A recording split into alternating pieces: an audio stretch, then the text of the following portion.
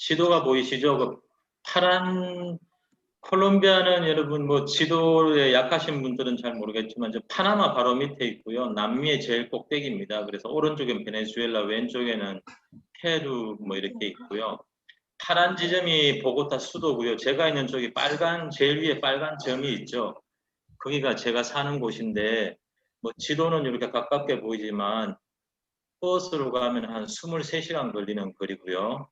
다행히 그 비행기가 국내선 비행기가 있어서 비행기를 타면은 이제 1시간 정도 만에 도착을 해요. 그래서 수도에서 같은 공항에서 그냥 구석으로 가가지고 국내선 타고 1시간 만에 이렇게 올 수는 있습니다. 여러분 얼마 전에 그 뭐 무슨 배가 콜롬비아에서 출발해서 중국으로 가다가 한국 들렀다가 그 코카인이 발견됐다는 게 칼리 양대 세력 중에 칼리라고 그러죠. 그 칼리가 있죠. 그리고 한 다른 세력이 메데인이고요. 저는 제일 위쪽에 지금 살고 있습니다. 전부 다 스페인어권을 쓰고요. 브라질 빼고는 다 스페인어를 쓰기 때문에 같은 문화권이고 대륙 전체가 카톨릭 국가라고 하지만 실제 미사 참석률은 1% 정도밖에 안 되는 것 같아요. 그리고 최근에 기독교가 폭발적으로 성장한 대륙이고요. 그래서 대도시는 한국만큼 기독교 활동이 활발합니다. 그런데 이제 경제적인 낙후 때문에 오지에는 이제 그렇게 교회 활동, 복음화가 필요한 지역들이 있습니다. 콜롬비아는 특히 이제 중남미 모든 나라 중에 한국 선교사가 가장 적은 나라이고요. 한 7가정 정도 있습니다. 보고타 주변에 있고요. 가장 필요한 것은 교육 부분입니다. 그 다음 장 넘어가실까요?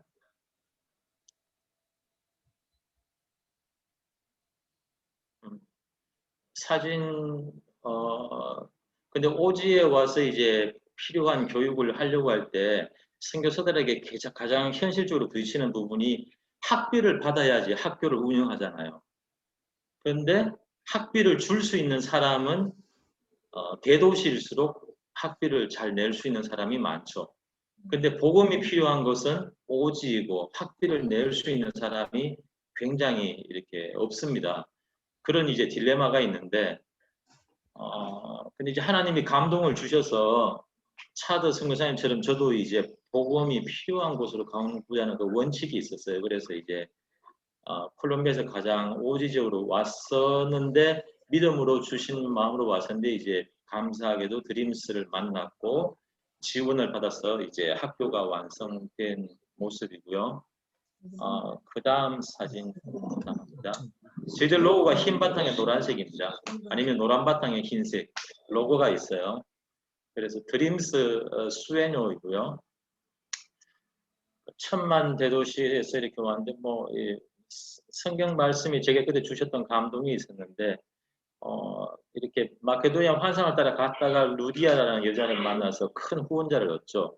제가 처음 이 도시에 왔을 때 이건 뭐 제대로 인도하심을 받았나 싶었는데 현지 목사님이 저한테 15만 페소 헌금을 하는 거예요. 한국 돈으로는 한 5만 원 되고 그 나라 사람들에게는 한 15만 원 정도 되는 돈이에요. 그래서 제가 깜짝 놀랐죠. 그래서 하나님이 저를 환영하시는 사인으로 봤었고, 이 마을에 이제 의사가 한 명 있는데, 제가 막 보자마자 오면서, 밥 먹는 건 자기가 다 사겠다면서 앞으로 나를 만나서 먹는 건 자기가 다 사겠다라고. 자기가 의사이기 때문에 그래도 한 한 달에 한 7천 달러는 월급이 된다고. 세전 수입이. 경제적인 거 걱정하지 말하면서 하여튼 한 1년 동안은 하여튼 이런 좋은 사인이 있었어요. 그 다음 사진요.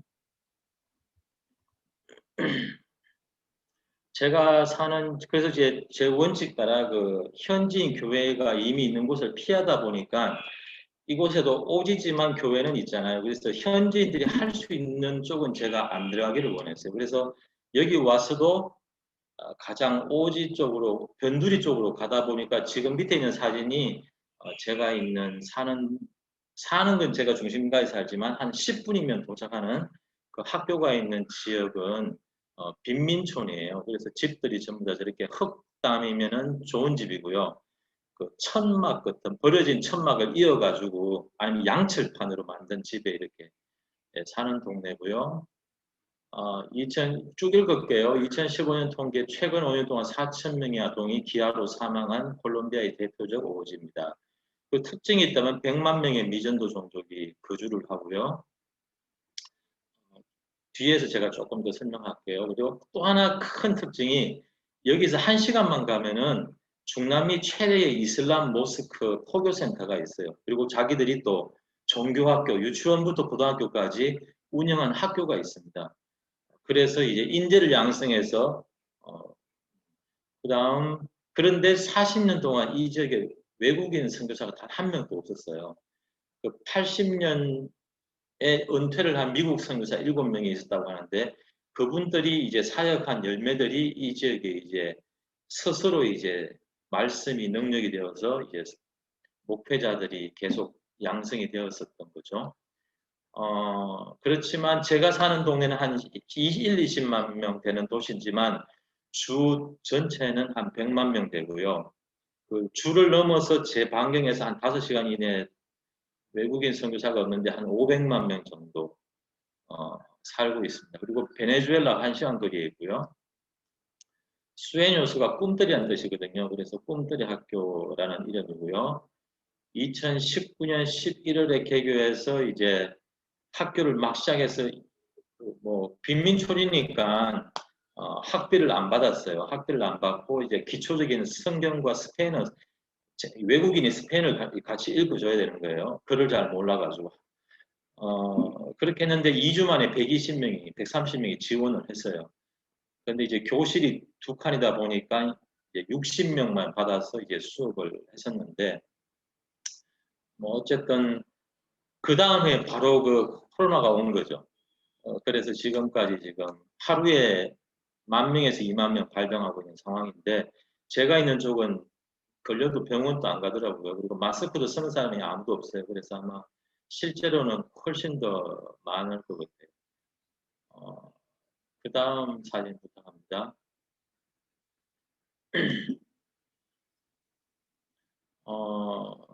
학교에서 운영을 하는 것을 통해서 이제 자체적으로 기숙사도 완성되고 그 컴퓨터 교실도 완성해서 뭐 휴대폰도 없는 사람들이 많으니까요. 컴퓨터는 당연히 없고 일단 가지고 놀면서 그 컴퓨터를 가까이 하고 이런 걸 통해서 이제 아이들이 최소한 도시에 나가서 취업을 할 수 있는 워드, 엑셀만이라도 할 수 있는 그 단계까지만 가는 것이 1차적인 목표고요. 이것이 이제 더 들어가서 30분 거리에 있는 한 도시에 가면은 이제 100만 명의 미전도 정도의 중심 도시가 있어요. 지금 사진에 있는 것이 그 도시의 기독교인들이 추측하건대 한 0.1% 되는 것 같아요. 한 50명의 목회자가 있는데 그분들이 교단이 다르지만 이렇게 같이 힘을 모아가지고 운영을 시작한 신학교가 있어요. 그래서 그 신학생들하고 제가 사진을 찍은 건데요. 이분들이 목회자인데 왜 중요하냐면은 이분들이 자기 마을에 가면은 그냥 하루 주일만 설교만 하는 뿐만 아니라 이제 학교를 만들어서 선생님 역할도 할 수 있는 거죠. 그리고 인디언 보호법이 있어가지고 이 사람들이 이제 마을에서 선생이 되면은 인디언 보호법에서 국가에서 월급이 주어져요. 그러면 이분들이 교실 한 칸에서 주일에는 예배도 드리고 평일에는 그 마을에 있는 아이들을 대상으로 학교를 이제 목회자가 선생이 되어서 운영도 할 수 있는 거예요. 그러면 국가에서 월급이 일부분 이제 지급이 되기 때문에 미저조정도 복음화가 상당히 유리해지는 거죠. 이것은 이제 일반 중남미나 콜롬비아에서는 없는 제도고요. 인디언 내에서만 특별법으로 이렇게 운영이 되는 거예요. 그래서 이 드림스 학교 제도가 이 미전도 종족 100만 명 복음화되는데 매치가 되고 연결이 되도록 하는 것이 제 장기적인 사역의 목표인데요.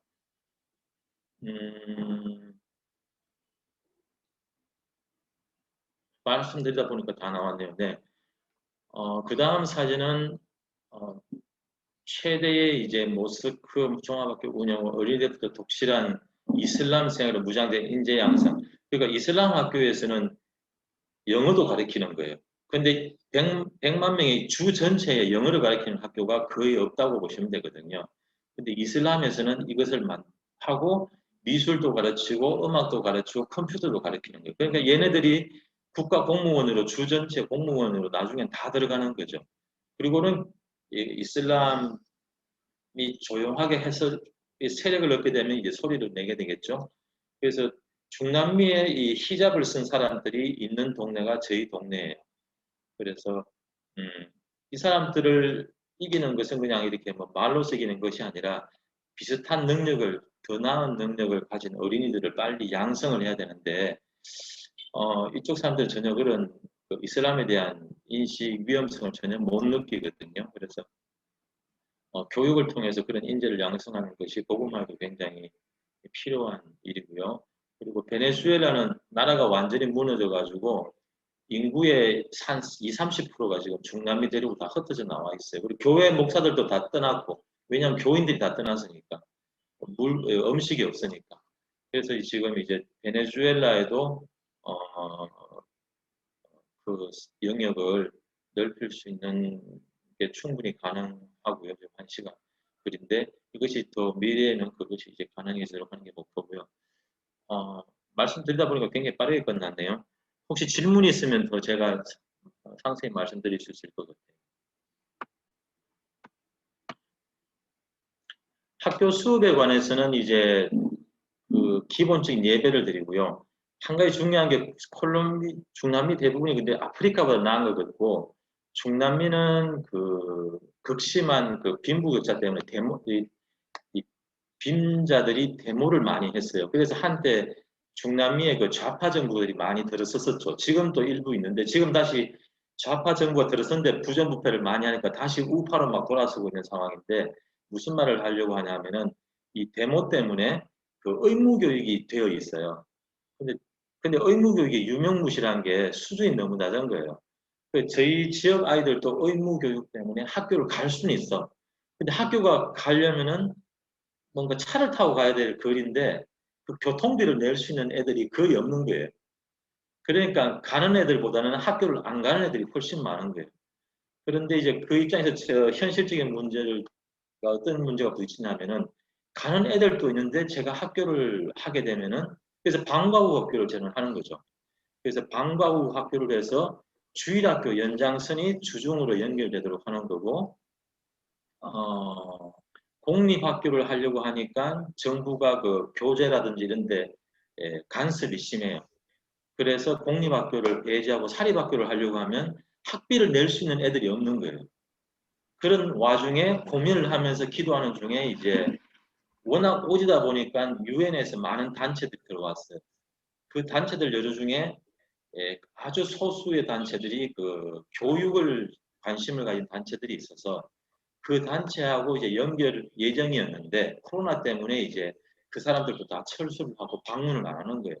그러면서 이제 원래는 원래 연결이 되려고 했는데 연결이 되면 그 사람들이 제공하는 시스템으로 이제 교육이 이루어지고 그 사람들의 시스템으로 교사 교육도 이제 이럴 계획이었었죠. 그래서 그게 지금 굉장히 중요합니다. 그게 이루어지면은 학교가 굉장히 바람직하게 외국인인 제가 막 머리 아프게 막 또 현지인들 차도 선생님 말씀하신 것처럼 현지인들이라고 해가지고 또 그렇게 잘하는 것도 아니거든요. 또 경험이 없기 때문에 하나하나 이제 가르쳐 줘야 되는 건데 그 단체가 연결되면은 그 사람 현지인이 보고타에서 와서 교육을 하고 어, 이렇게 활성화되는 그런 시스템을 가지고 있는데 그 단체가 요구하는 게 아무나 그렇게 해주는 게 아니고 교실을 먼저 의식을 가지고 교실을 갖추고 있어야 되고 이런 그런 조건이 있어요. 그래서 그 조건 때문에 고민하는 중에 드림스를 만나게 되었고 최소한의 조건이 지금 갖춰진 상태입니다. 네, 이상입니다. 네. 다른 분들 질문 있으신 분 질문해 주세요.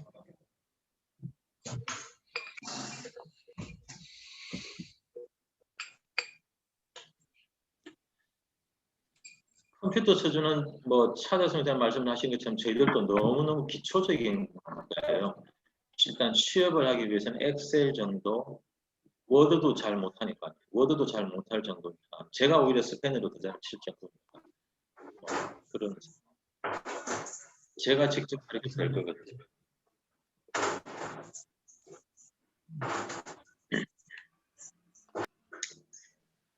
영어도 고등학생하고 이제 대화를 했는데 마지막에 빠이 그러더라고요. 빠이라고 그 워츠업으로 쓰는데 BAI라고 쓰더라고요. 제가 BY라고 이렇게 적었는데 고등학교 졸업반이 영어를 그렇게 할 정도니까요. 뭐 수준이라는 게 굉장히 낮죠. 네. 지금 학교 지금 여러 개 지금 짓고 계시잖아요. 학교 네네. 공사하는 데는 그렇게 어려움 없나요? 제일 지금 기도점이 코로나인데요. 이 나라 사람 지금 있는 이쪽 현지 실정은 뭐 숫자로 가늠이 안 될 정도로 너무너무 지금 근데 이게 젊은 층은 별 문제가 안 되는가 봐요. 그래서 노년층들하고 중년층 기저질환자들은 못 피하다도 죽었어요. 주변에서 막 죽는데 제가 만나는 아이들하고 여기는 일찍 아이를 낳으니까 아이들 엄마가 이제 20대 중후반이고 30대 후반의 손자를 보니까요. 아무도 병을 안 걸리는 거예요. 이 물도 사서 쓰니까 잘 씻지도 않거든요. 그럼에도 누구도 병도 안 걸려요. 그리고 빈민층에는 노인들이 별로 없어요. 이미 죽고 뭐 이래가지고. 그래서 제가 사는 지역의 아이들은 아무 문제가 없는데 제가 문제인 거예요. 그리고 이제 그래서 제가 생각하는 대책이 뭐냐. 이미 코로나를 한번 겪은 아이들 그리고 저와 함께 사역했던 사람들이 40대 중반이었는데 제가 이 사람들을 어제 만나가지고 이제 잠시 쉬어라 그랬어요. 그래서 그만두게 하고 20대 초반의 교사들로 바꾸기로 결정을 했어요. 그래서 20대 초반의 교사들은 마스크를 안 쓰고 이렇게 생활하는 애들이에요. 그래서 그리고 믿음이 굉장히 강하고 고3부터 이제 대학교 졸업생까지 한 4~5명 되는데 이 친구들 데리고 근데 제가 이 친구들이 차에 싣고 다녀야 되는 거죠. 뭐 몇 달 동안 계산들하고 계속 10몇 명 차에 실어서 태우면 저 혼자 마스크 쓰고 있고 막 이런 상황이에요. 그래서 근데 아직까지 저는 코로나는 안 걸렸었는데 근데 건축에는 아무 문제가 없어요. 왜냐하면 건축자들도 누구도 마스크 안 쓰고 일하고 뭐 그러니까요. 네, 알겠습니다. 건축은 잘 되고 있습니다. 네, 감사합니다. 이 정도 듣도록 하겠습니다. 다른 오늘 새로 오신 선교사님들을 좀 이야기 좀 듣도록 하겠습니다. 네, 감사합니다. 또 우리 박지현 선교사님 코로나 안 걸리도록 특별히 기도를 많이 해야 되겠네요. 다 젊은 사람밖에 없으니까 가장 나이 드셨다는 거죠, 그러니까. 이 나라 마스크 이쁘죠? 네.